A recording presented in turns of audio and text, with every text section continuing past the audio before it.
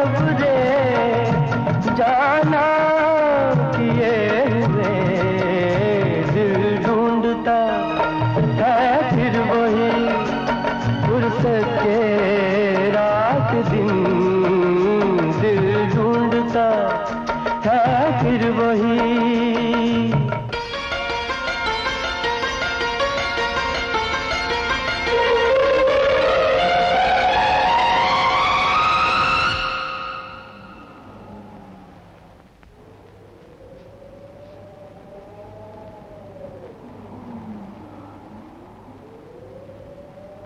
जाड़ों की गर्म धूप आंगन में लेट कर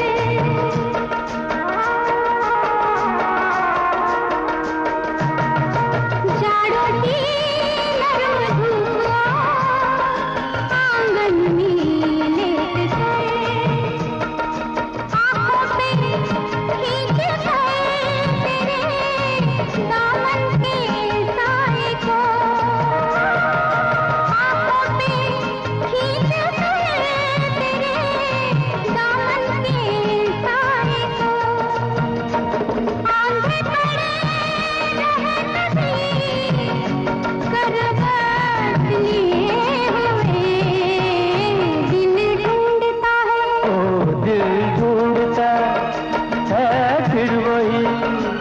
फुर्सत के रात दिन दिल ढूंढता है फिर वही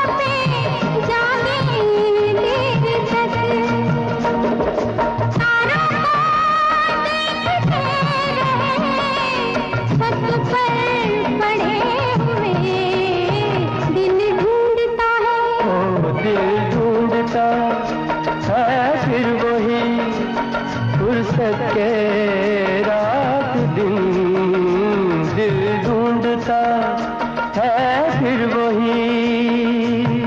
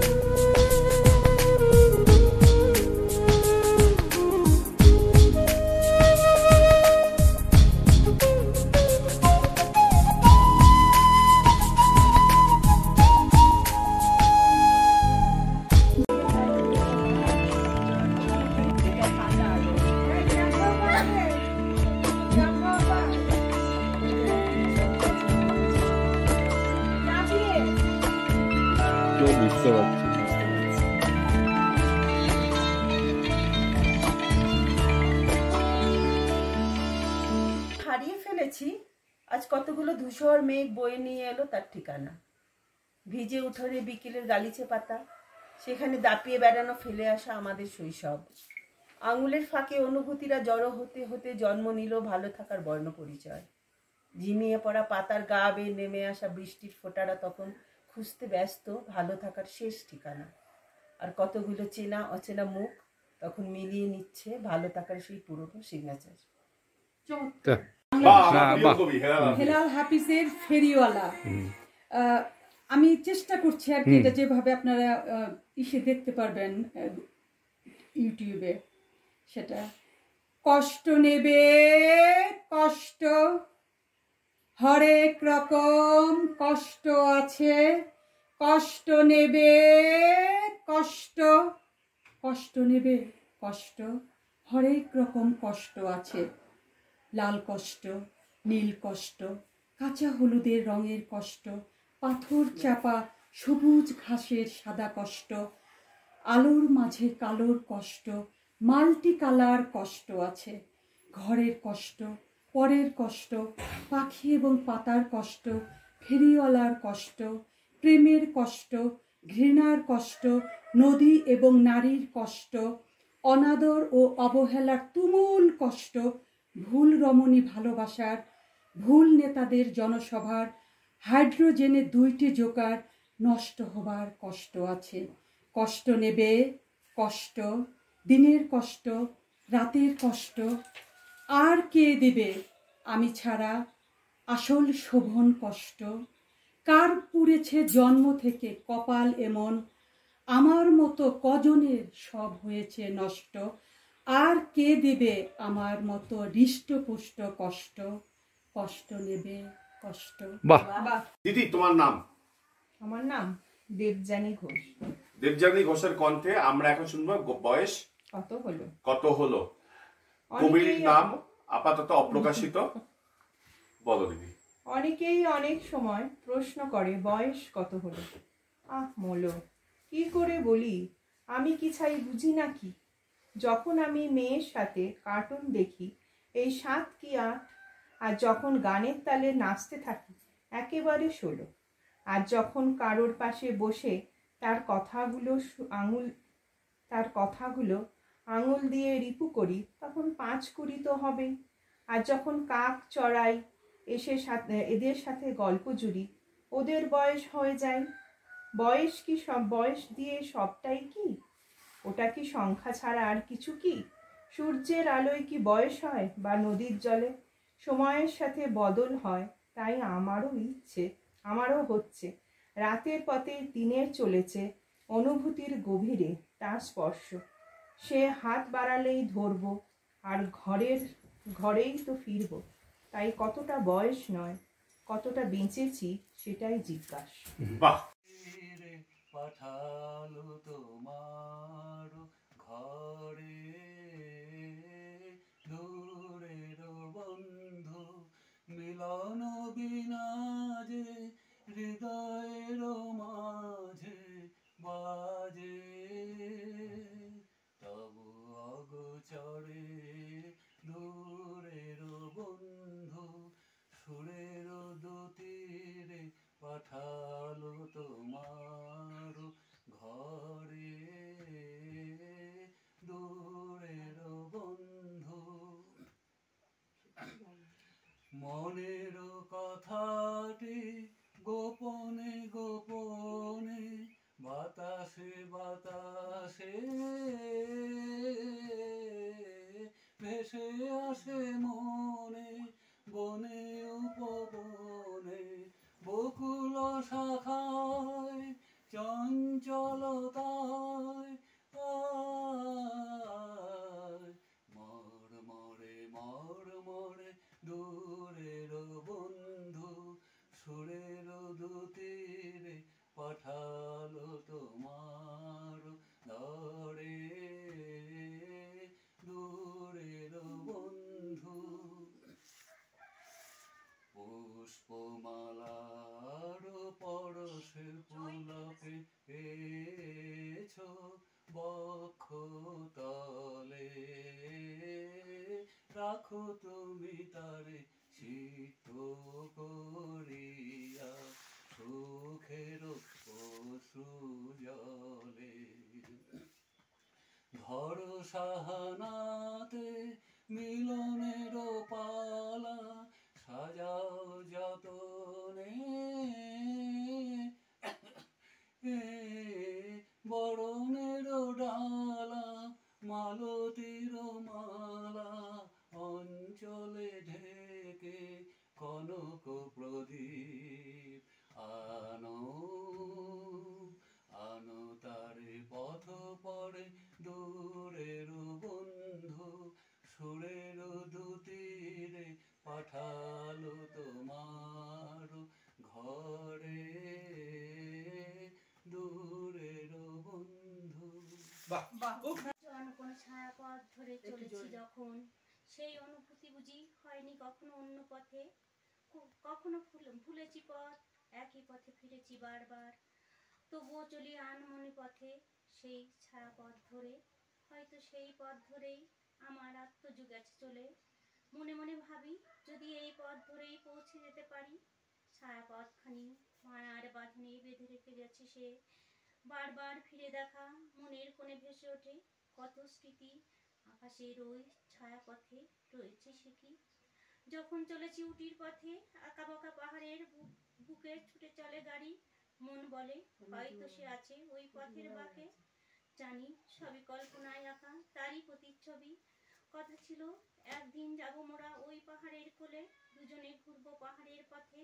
যদিও তখন আমার বুক উঠতো কেঁপে, একাকী যখন ওই পথে গেছি ভয় করেনি কোনো। জানতাম আর তো হারাবার নেই কিছু।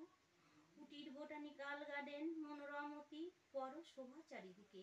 মন ছুঁয়েছিল তার কথা, মা টাকা জমানো শুরু করো, বাবা তো পারবে না দিতে একসাথে অত টাকা। সেই তো গেলাম, কিন্তু তার জমানো টাকা আজ রয়ে গেছে তার মানিব্যাগে।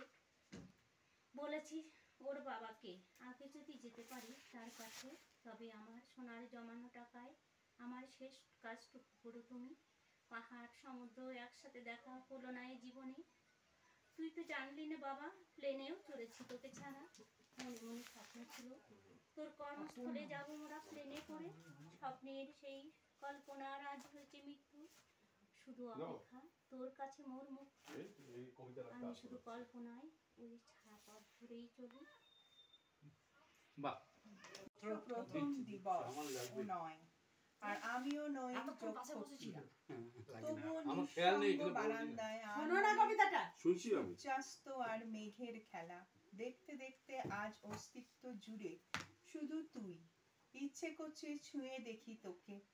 আকাশ জুড়ে রং মিলান্তি আর জমাট বাঁধছে গর্ভবতী মেঘ। ঝরে পড়বে বলে কখনো প্রেম হয়, কখনো অভিমান হয়ে, আবার কখনো দুঃখ হয়ে। বহু আকাঙ্ক্ষিত এ ঝরে পড়া আমার যাপনে আজকাল শুধু রুক্ষতা অগ্নিস্নান। তবুও এমন কোনো দিনে চলে আসিস হৃদয়ের খুব কাছে। আমিও মনে মনে রচনা করি নতুন মেঘদূত, যেখানে বিরহী যক্ষ যক্ষ প্রিয়া স্নান হয়ে যায়, ম্লান হয়ে যায় এক অভিমানী পলাশ প্রিয় বিরহে। হয়েছিস তো এই ভরা আষাঢ়ের কাব্যে। পলাশ এলো কেন ভাবছিস তো এটাই? রক্তাক্ত হৃদয় দেখেছিস কখনো? সে তো পলাশের মতোই লাল, হ্যাঁ এই আষাঢ়েও।